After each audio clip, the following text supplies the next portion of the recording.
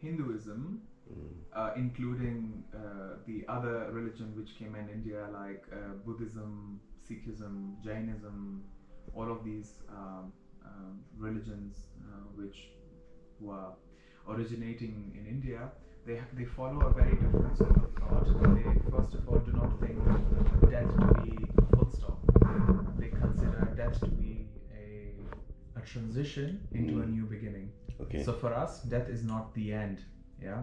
And that's why when someone dies, we have no concept of preserving their body or, to give them a burial or something like that. We immediately just basically cremate the body, which means we burn the body either in an electronic crematorium, or you burn it with wood. That's the traditional way.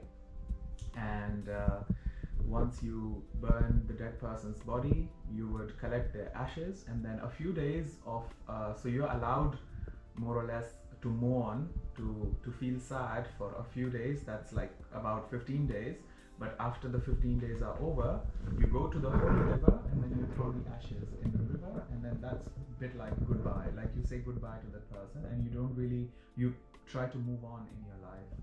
So from a Hindu perspective, what happens in the West is it's a bit bizarre, because the way the dead are treated here are as if like they are still there, like the body is should not decompose, the body should be taken care of, as if like they can still feel things.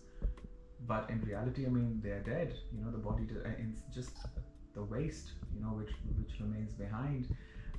But it was to my surprise that when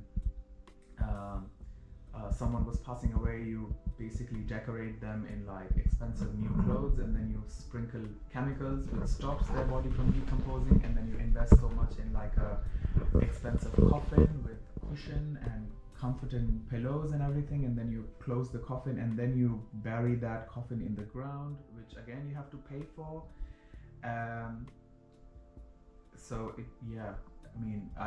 it seems very bizarre to me that it's just the body. It's like you've eaten a mango, but the mango is inside of you, but all you have in your hand is the skin. You don't eat the skin, you throw the skin.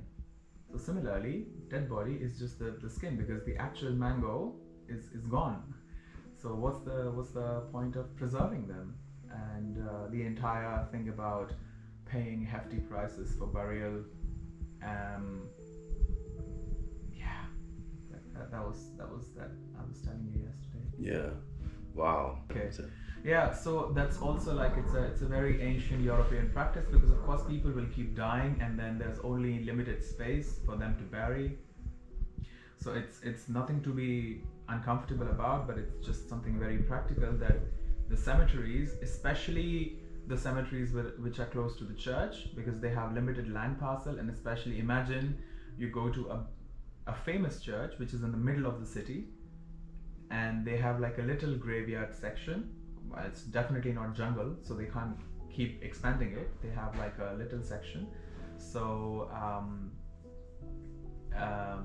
so what these guys do basically, after every few years, they actually dig a hole, take the bones out what they do is like they actually take the bones out, and then they arrange those bones in a very artistic manner in the cellars of those cemeteries. They call them catacombs. If you like, you can also search it online. Like catacombs of Paris are really famous, and you'll see like bones of all kinds, like the skulls and like the limbs and everything. And then that's the measure that they take in order to make room for more dead bodies. And sometimes, which is increasingly popular now, that there are several levels of dead bodies, one over the other. So, for example, I have read about that. Let's say a wealthy person buys a tiny plot of land for 50,000 euros, and then they write it in their will that I would be buried, and then everyone in my family would also be buried in that same plot of land. So when they are digging it, they ensure that okay, let's make the hole deeper, and then they put the for example, the grandfather, then goes the grandmother, then goes the father, then goes the mother, and then goes the child. And yeah, I mean, there's a mechanism, and it's super weird, but it works. Yeah. Wow, that's quite interesting. Yeah, it's something I've never thought about actually.